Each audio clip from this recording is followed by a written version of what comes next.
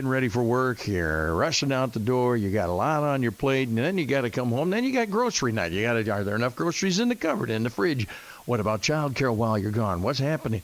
Man, you got a lot to pay for. You got a lot to do. What if you had a little tax break? Polling done, I believe it was last month. I don't think there's anybody who couldn't get on board with, give me a little tax cut here. The Michigan parents tax cut is about $1 billion worth. Here to break this all down from Michigan Future Inc. is Lou Glazer, president of that fine organization. Lou, welcome to your Morning Wake-Up. Yeah, thanks for having me. I can't imagine any working parent would not be behind a tax break, freeing up money to use. Raise your family, for crying out loud. Yeah, exactly. So I'll do the details of the the proposal in a second. But what was interesting about the results that we found is that non-parents were as supportive of the tax credit as parents. And so the tax credit, the way we've proposed it is that you have to be eligible for the federal earned income tax credit, which means if you have a family of three kids, it's about mid-60,000.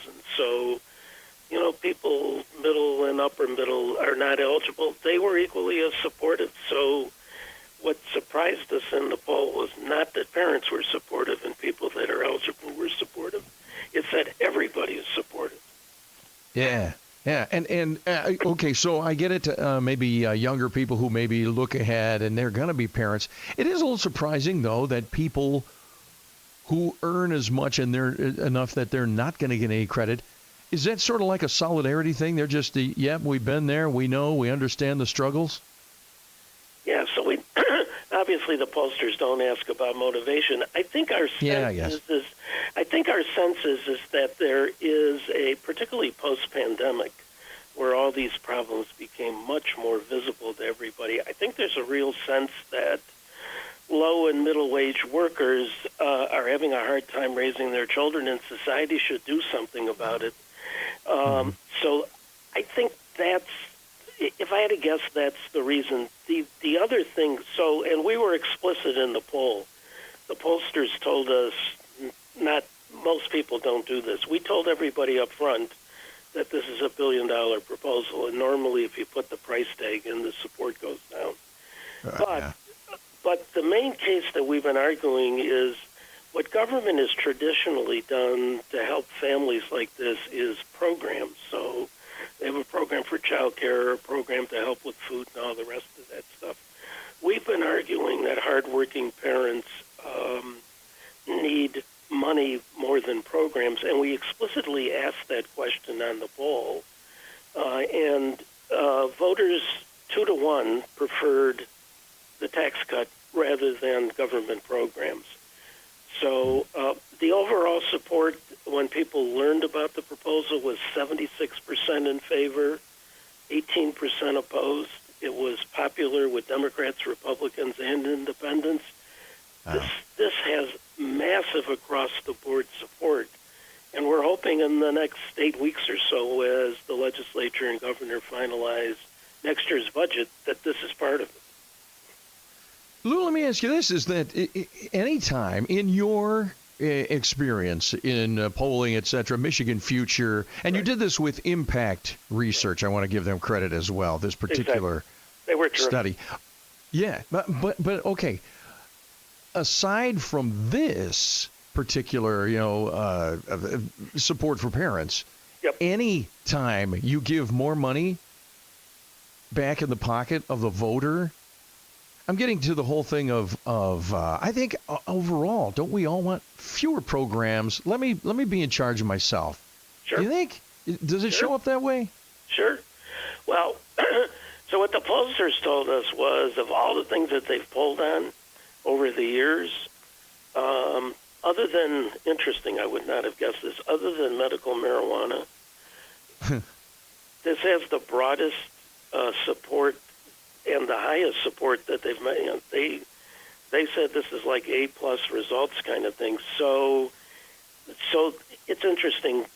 what people told us they liked about the proposal was two things. First was dealing with inflation, sort of the high cost of stuff. But secondly was helping children. So I think the connection to children makes the tax cut even more popular than just an across-the-board tax cut. Yeah. Anytime you put families or kids in there. Yep, yeah, everybody can get it. Lou Glazer is the president of Michigan Future Inc. So we're talking about this poll that was done concerning the $1 billion. I love saying it though, the $1 billion tax cut. Right. How does that number play out? I mean, do you have information on that? I mean, $1 billion tax cut just sounds so cool. Yeah, it does. So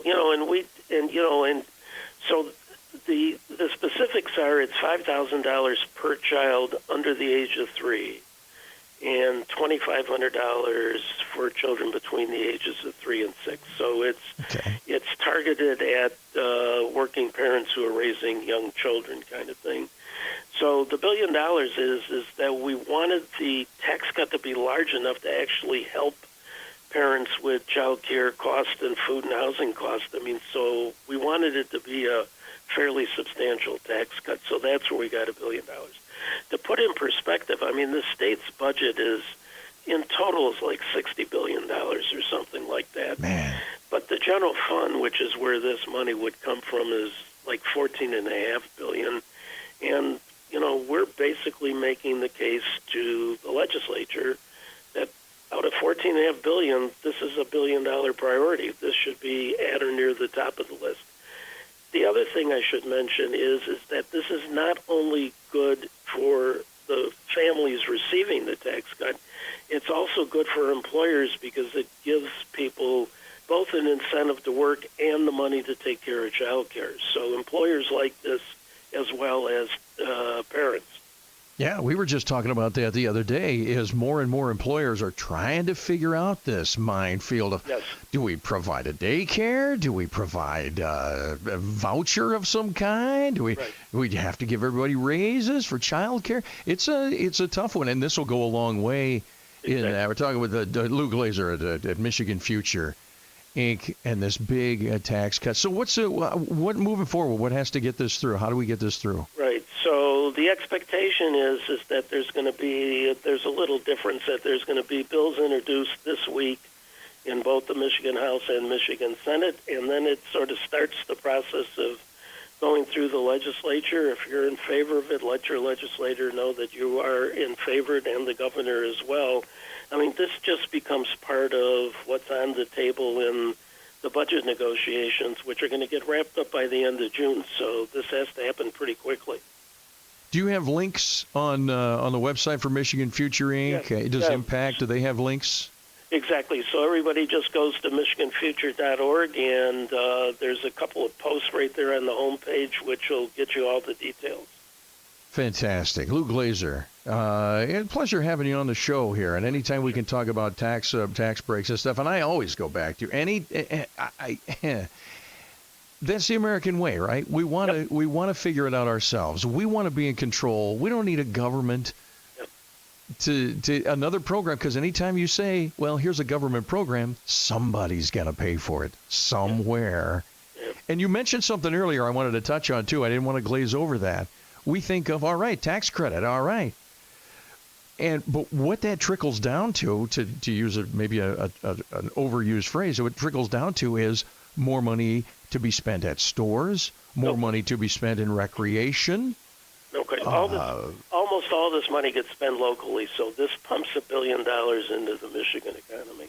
That's a big deal. That's a big deal. Yep. Hey, Lou, it's a pleasure talking to you, Lou. I like to make the rhymes. Have a great day, buddy. Yeah, you too.